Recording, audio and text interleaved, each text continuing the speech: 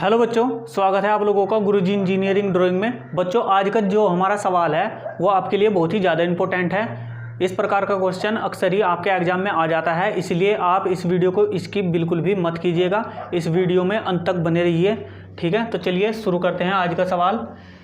एक प्रबलित धरणखंड का परिच्छेद 250 मिलीमीटर गुणा 500 मिलीमीटर है, ठीक है। यानी कि इस प्रश्न में हमें जो आपका बीम है उसका सेक्शन दे दिया गया है। इसे 25 मिलीमीटर फाई की दो छड़ों द्वारा तली से 25.5 मिलीमीटर के शुद्ध आवरण के साथ प्रबलित किया गया है। इसमें रेनफोर्समेंट भी कर दिया गया है और इसमें हमें क्लियर कवर दे दिया गया है, ठीक है। धरण पर 46 किलो न्यूटन मीटर का बंकन आघूर्ण लगा हुआ है। बेंडिंग मोमेंट का मान भी इसमें हमें दे दिया गया है और इसमें हमें m बराबर 19 का मान दिया हुआ है। और हमें उदासीन अक्ष की स्थिति, इस्पात में उत्पन्न प्रतिबल और कंक्रीट में उत्पन्न प्रतिबल हमें इसमें ज्ञात करने हैं, ठीक है।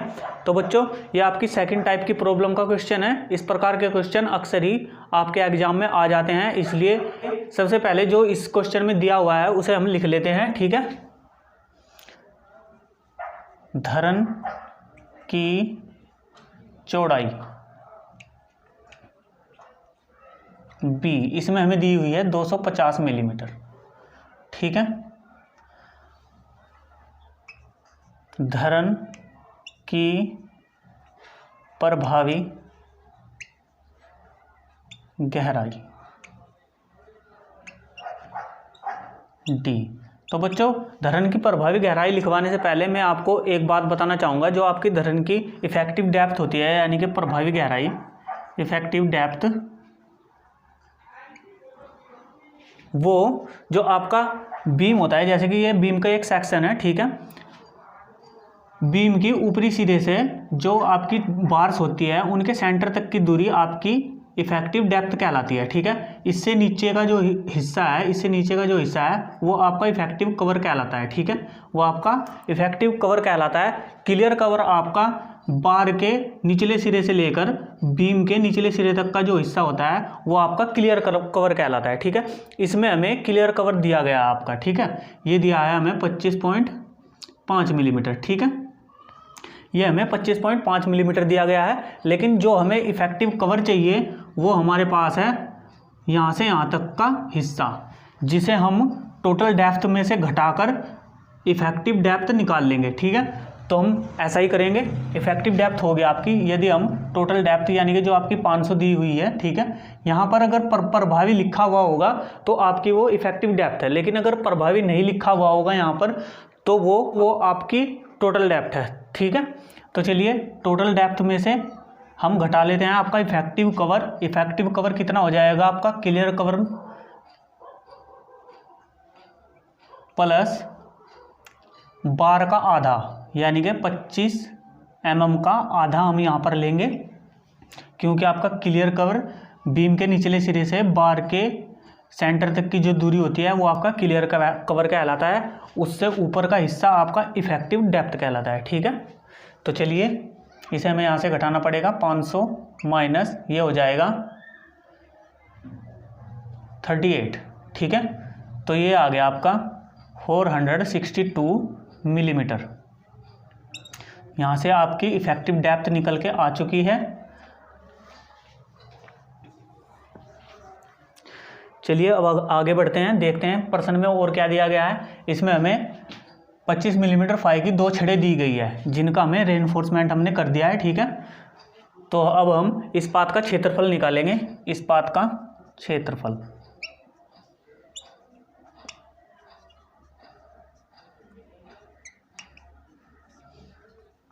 इस्पात का क्षेत्रफल निकालेंगे। नंबर ऑफ बार्स 2 गुणा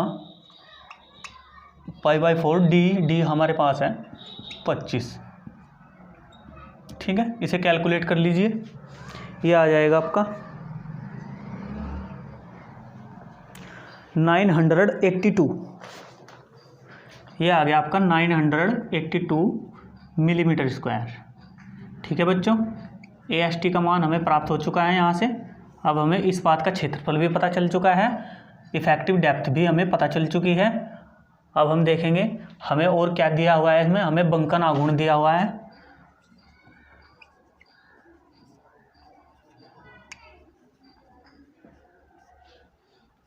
m का मान हमें दिया हुआ है 46 किलो न्यूटन, ठीक है, kilo newton metre. 46 kilo newton metre को हम न्यूटन मिलीमीटर में बना लेंगे, ये हो जाएगा 46 10⁻⁶ न्यूटन मिलीमीटर। ठीक है बच्चों, यहाँ तक बात आपकी समझ में आ गई हो गई। तो चलिए आगे बढ़ते हैं फर्स्ट स्टेप की ओर। सबसे पहले हमें ज्ञात करना है उदासीन अक्ष की स्थिति, ठीक है। तो आपकी जो सेकंड टाइप की प्रॉब्लम है उसमें भी जो आपकी फर्स्ट स्टेप है उसमें हमें एक्चुअल एन ही निकालनी होती है। तो चलिए एक्चुअल एन निकालते हैं यहाँ से।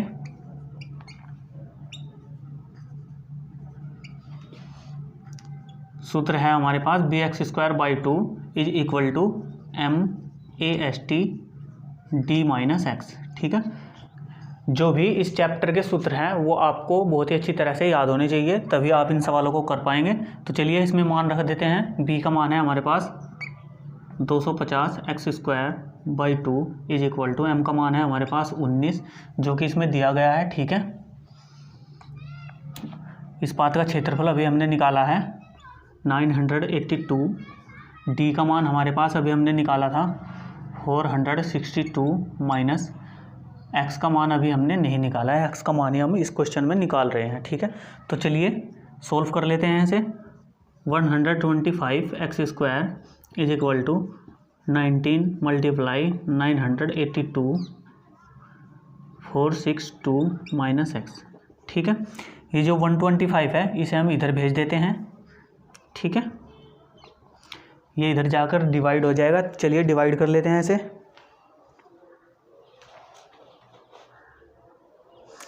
ये आ गया आपका 149.26 462 माइनस x, ठीक है बच्चों। अब यहाँ तक हम निकाल चुके हैं। ऊपर से रफ कर लेता हूँ।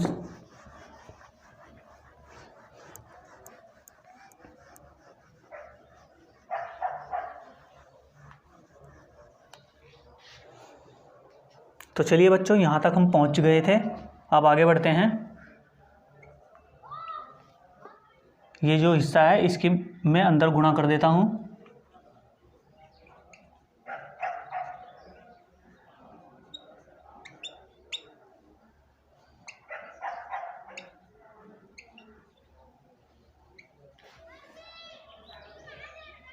इसे इधर ले आते हैं।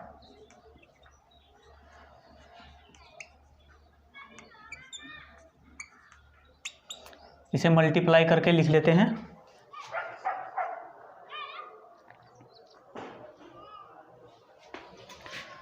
सिक्स 8960। तो बच्चों यहाँ तक आपका क्वेश्चन आ चुका है। अब आप देखेंगे इस समीकरण को, ये एक द्विघात समीकरण है। द्विघात समीकरण को हल करने के दो नियम हमने बताए थे आपको, कि एक तो आप श्रीधराचार्य का सूत्र लगाकर निकाल सकते हैं, यानी कि x बराबर -b plus minus √b² - 4ac/2a का सूत्र भी लगाकर आप इसे निकाल सकते हैं। और दूसरा मेथड जो कि मैंने आपको बताया था कि जो हमारा जो हमारा x का गुणांक होता है उसका आधा करके हम इसे पूर्ण वर्ग बना लेते हैं, जैसे जो विधि मैंने आपको पिछली वीडियो में बताई थी उस विधि से भी हम इसे कर सकते हैं। तो चलिए इसका आधा कर लेते हैं। ये कितना हो जाएगा 149.26 डिवाइड बाई 2 74.63 हमारा आ चुका है। x प्लस 74.63 ये हमने बना दिया है इधर पूर्ण वर्ग, ठीक है। और 74.63 का वर्ग ही मैं इधर जोड़ देता हूँ प्लस 68,960, ठीक है। आई होप इतनी बात आपको समझ में आ गई होगी। चलिए इसे कैलकुलेट कर लेते हैं। ये आ जाएगा हमारे पास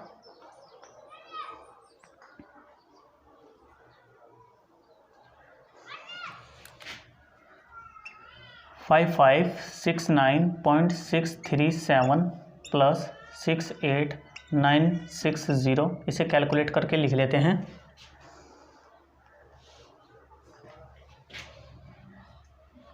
सेवन 4,529.637, ठीक है।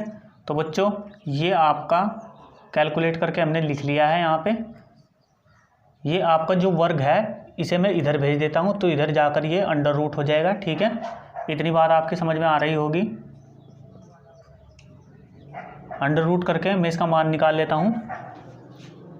अंडर रूट 273.00 ये आ गया आपका 273। ठीक है, यानी कि 273 आपका आ चुका है अंडर रूट का मान। और अब ये जो टर्म है मैं इसे इधर भेज देता हूँ तो इधर जाकर ये माइनस हो जाएगी। माइनस करने के बाद अब हमारा एक्चुअल एन ए का मान आ चुका है। ये कितना आ जाएगा आपका 198 मिलीमीटर। तो बच्चों यहाँ से अब आपकी एक्चुअल एन ए का मान हमें मिल चुका है, यानी कि आपके जो प्रतिरोध आघूर्ण के सूत्र है उनमें भी हम एक्चुअल एन ए का मान रख सकते हैं, यानी कि एक्स का मान रख सकते हैं। तो चलिए, जो आपका फर्स्ट क्वेश्चन है वो आपका हो चुका है। एक्चुअल एन ए का मान हमें मिल चुका है, यानी कि आपकी उदासीन अक्ष की स्थिति हमें पता चल चुकी है। उदासीन अक्ष की स्थिति आपकी यहाँ ऊपर से 198 मिलीमीटर तक है। ठीक है, यहाँ पर होगी कहीं पे। ठीक है, तो इसकी स्थिति हमें पता चल चुकी है। चलिए अब बढ़ते हैं सवाल में आगे की तरफ। सेकंड, इस पाथ में उत्पन्न प्रतिबल हमें ज्ञात करना है। ठीक है, तो चलिए एक्स का मान आ चुका है हमारा 198। ठीक है, तो चलिए आगे बढ़ते हैं।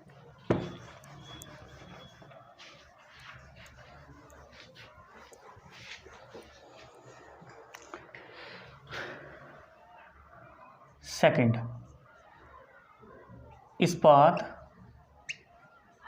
में उत्पन्न प्रतिबल। ठीक है बच्चों, जैसे कि आपको पता है प्रतिरोध आघूर्ण बंकन आघूर्ण के बराबर होता है, इसलिए हम जो हमारा बंकन आघूर्ण है उसे प्रतिरोध आघूर्ण के बराबर रख लेंगे। प्रतिरोध आघूर्ण हमारा हो जाएगा 46 गुना 10⁶ न्यूटन मिलीमीटर। ठीक है, तो यहाँ से हमें प्रतिरोध आघूर्ण का मान पता चल चुका है। तो प्रतिरोध आघूर्ण के सूत्र से हम इस पाथ में उत्पन्न प्रतिबल निकाल सकते हैं। Sigma S T A S T D minus x/3 ये सूत्र है। यह है आपका इस पाथ में उत्पन्न प्रतिबल। ठीक है, इसका मान हमें यहाँ से निकालना है। प्रतिरोध आघूर्ण का मान हमारे पास है यहाँ पर। ए एस टी का मान भी हम निकाल चुके हैं, डी का मान भी हमें पता चल चुका है, एक्स का मान भी अब हमें पता चल चुका है। इसलिए सिग्मा एस टी का मान निकालना हमारे लिए मुश्किल नहीं रह जाएगा। तो चलिए निकालते हैं। Sigma S T, A S T का मान है हमारे पास 982, डी का मान है हमारे पास 462 माइनस एक्स का मान अभी हमने निकाला था 198/3। तो चलिए सिग्मा एस टी के लिए कैलकुलेशन कर लेते हैं, देखते हैं सिग्मा एस टी का मान कितना निकल कर आ जाएगा हमारा। ये आ गया आपका 118.3 न्यूटन पर mm²। ठीक है बच्चों, तो यहीं पर आपकी जो है सेकंड प्रॉब्लम ख़त्म हो जाती है। अब हम बात करते हैं थर्ड प्रॉब्लम की। ठीक है, थर्ड प्रॉब्लम, कंक्रीट में उत्पन्न प्रतिबल।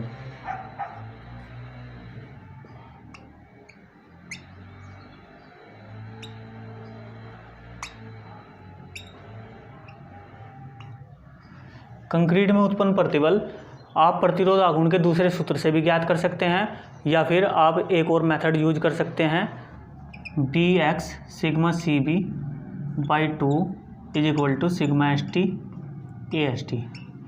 ये मेथड यूज करके भी, ये सूत्र यूज करके भी आप सिग्मा CB का मान निकाल सकते हैं। ये सिग्मा CB जो है आपका कंक्रीट में उत्पन्न प्रतिबल है। हमें इसका मान यहाँ पर निकालना है। बी का मान भी हमारे पास है, बाकी और सभी टर्म्स का मान हमारे पास मौजूद है। तो चलिए निकालते हैं सिग्मा CB का मान। बी का मान हमारे पास 250, एक्स का मान है हमारे पास 119 और सिग्मा CB हमें निकालना है। सिग्मा ST का मान अभी हमने निकाला है 118.3 मल्टीप्लाई AST का मान है हमारे पास 982। ठीक है, तो चलिए सिग्मा CB के लिए कैलकुलेशन यहाँ पर हम कर लेते हैं, देखते हैं कितना आता है सिग्मा CB का मान। सिग्मा CB का मान आ गया आपका 4.68। 4.68 न्यूटन पर mm²। ठीक है बच्चों, तो अब आपका सिग्मा सी वी का मान भी आ चुका है, यानी कि आपकी जो थर्ड प्रॉब्लम थी उसका मान भी हम निकाल चुके हैं। तो बच्चों इसी टाइप के क्वेश्चन आपके एग्जाम में पूछे जाते हैं, जिनमें आपको 2-3 चीज़ें निकालनी होती है। इसी टाइप के क्वेश्चन आपके एग्जाम में पूछे जाते हैं। तो बच्चों आपको हमारा लेक्चर कैसा लगा? यदि आपको हमारा वीडियो पसंद आया हो तो इसे ज़्यादा से ज़्यादा शेयर कीजिए और हमारे चैनल को सब्सक्राइब करना ना भूलिएगा। जय हिंद।